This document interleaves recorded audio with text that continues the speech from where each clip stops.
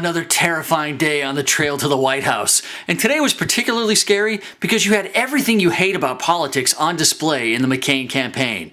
Deception, secrecy, not answering the questions, and them flaunting the fact that they clearly believe all Americans are a bunch of fucking dipshits.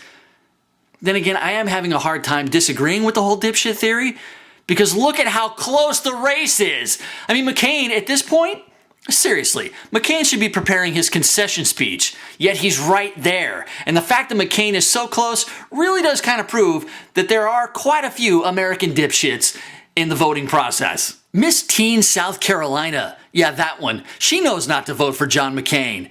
The entire cast of Flavor of Love, Rock of Love, I Love New York, every season of The Surreal Life, and Paula Abdul, they all know not to vote for John McCain, and those are some stupid motherfuckers. Today also showed us how fucked up our party system really is. It's not about the labels Republican or Democrat. It's about who really is the best candidate to become President of the United States of America. And certainly, make no mistake about it, this year it's about who's the best vice presidential candidate. Now, speaking of the moose-killing hockey mom, Governor Palin, as you know, has no experience whatsoever. And within that no experience is no foreign policy experience. So in order to fix that, the McCain campaign decides to sit her down with some heads of state, included President Hamid Karzai of Afghanistan, President Alvaro Uribe of Colombia. She met with both of them for 30 minutes and 25 minutes respectively. Now, I don't know about you, but I gotta tell you, I'm feeling so much better after those combined 55 minutes with those two guys. She is a foreign policy expert. All of my fears have just disappeared. Oh. What the fuck? I mean, what does she really have to say to the president of Colombia? Gee, President Uribe, you ever met Juan Valdez and his donkey? I mean, seriously. Does this really change? It changes nothing. It changes nothing. She has absolutely no foreign policy experience, and sitting down and chit-chatting with a couple of guys doesn't make it different. And the Palin circus only gets better by the day, because tomorrow she's going to meet with Bono. That's right, Bono from U2. That's how sad Governor Palin really is. Bono, a rock star, former master of the mullet, has more foreign policy experience than she does. She's meeting with him to gain some foreign policy experience. Hell, Sally Struthers begging for money in the middle of Africa has more foreign policy experience.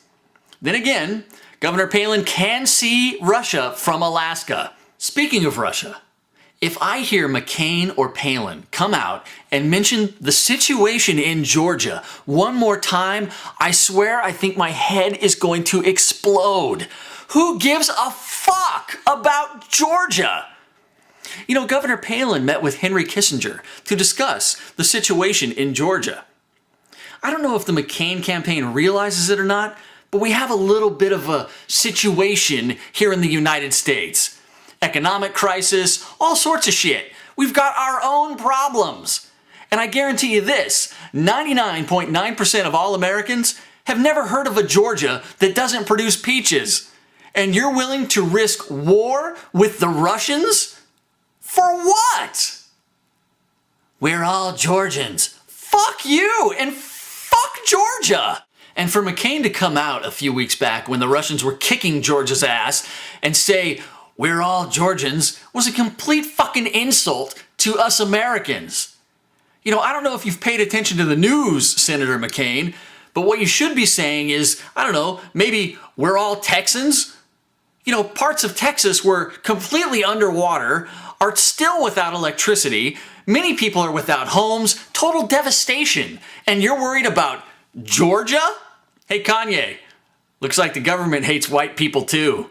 And the best part of the foreign policy scam today with Governor Palin was that the McCain campaign would not allow any reporters in the room with Governor Palin and the various heads of state. That's right, just photographers, no reporters. Now, why wouldn't you let a reporter in? Because without reporters, the hockey mom doesn't have to answer any questions. Gee, why won't you let the moose hunter answer any questions? All I gotta say is the silence speaks volumes.